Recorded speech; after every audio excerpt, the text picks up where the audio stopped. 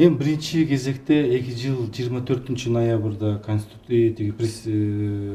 Ант берген. берди. Мына 2 жыл өттү. Биринчи кезде ошо ант берген менен ант берди, ошо анттан сыртка чыккан жок. Конституциянын негизинде өзүнүн укуктары менен иштеп келатат.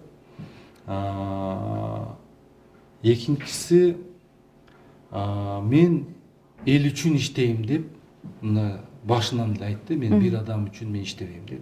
Мен элдин астында мен өзү айтпады, мен карызым бар, мен эл үчүн иштеп берем деп. Мына ошону айтты. Анан кийин сиздер байкасаңыз, кандай гана сөздөрдү укпадык. Биз жаман, ыплас, жалган сөздөрдү уктук, бирок анын адамдык мындай сапаттары жогору экен. Эч мындай сабырдуулук менен бир сөз дагы кайтарган жок.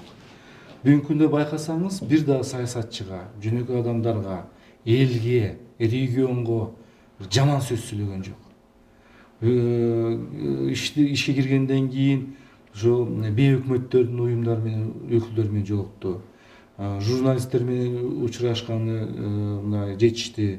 Анан кийин мурдагы экс төрага, өкмөттүн башчылары жана башка чиновниктер менен жолукканы жетишти да.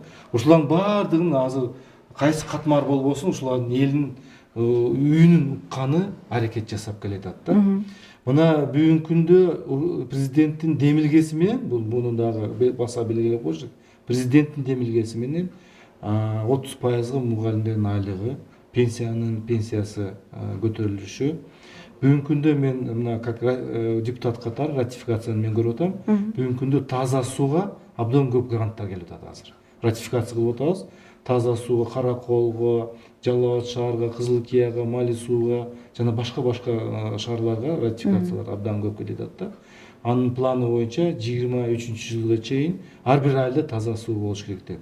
Мына сот укук реформа боюнча сиздер өзүңүз жакшы билесиңер, 1-январдан 2019-жылы ошол 2017-жылы кабыл киришкен эле күчүнө, кийин 2 жылга жылдырып берди. Ошол келип калды. Мына ошонун үстүнө аябай 4 же 5 жолу совещание өткөздү.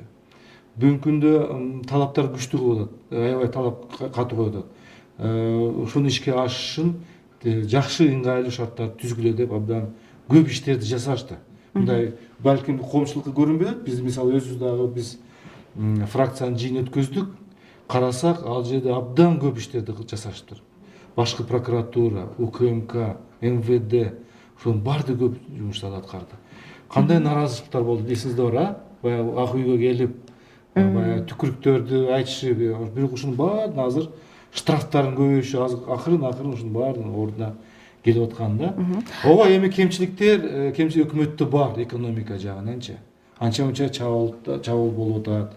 Бирок конституция негизинде экономикага түздөн-түз өкмөт жооп берет. Конституция негизинде. Ошон үчүн бул жерде 2 жылдын ичинде биздин коңшу мамлекеттер менен да мамилени түзө алды. Бүгүнкү күндө жакшы мамиледе болуп атат. Мына Тажикстан мамлекети менен чек арада оор болуп атса дагы акырын чечкенге аракет жасап атышат.